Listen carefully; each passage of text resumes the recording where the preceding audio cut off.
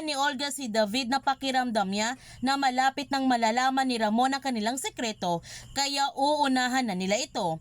Kailangan na nila patayin si Tanggol at isusunod na nila si Ramon upang mapasakan niya na ang lahat ng kayamanan ng mga Montenegro. Sa pagbabalik muli ni Tingding sa Quiapo, isusumbong na niya sa mga pulis ang kahayupan na ginagawa ni Rigor para kay Marites na pinatiran niya sa kanilang pamamahay ang kabit nito upang turuan niya ng leksyon si Rigor.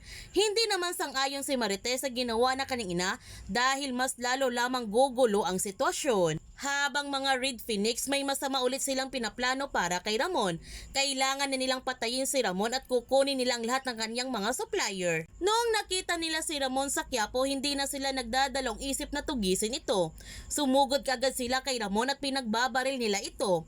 Walang laban si Ramon sa lakas ng Red Phoenix dahil namatay ang lahat ng kanyang mga tauhan, kaya mas maigi na tumakas na lamang siya upang iligtas niya ang kanyang sarili. Samantala, sisimula na nga ni Olga ang kanyang paghihiganti kay Tanggol. Kikidnapin niya si Marites at doon niya ito papatayin.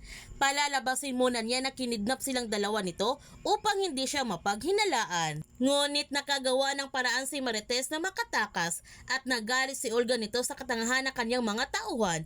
Kaya inuutosan niya ito na kailangan nilang hanapin si Marites dahil siya mismo ang papatay sa babae na iyon. Habang tumatakas si Marites mula sa mga kumidnap sa kanya, sa hindi inasahan nagkitang muli silang dalawa ni Ramon at hindi na nila nakilala ang isa't isa dahil nagbago na kanilang mga hitsura. Nagtanong si Ramon kay Marites kung sino siya. Natatakot naman si Marites dahil tinutukan siya ng baril ni Ramon. Makikilala kaya ni Ramon ang babaeng nakaharap niya ngayon ay ang babaeng ginahasan niya noon. Malalaman na kaya niya kung sino ang totoong Tanggol at ang nagpakilala sa kanya na anak ay anak pala ito ni Rigor. Kaya huwag natin palalapasin ang kapanapanabik na mga tagpo sa Batang Quiapo.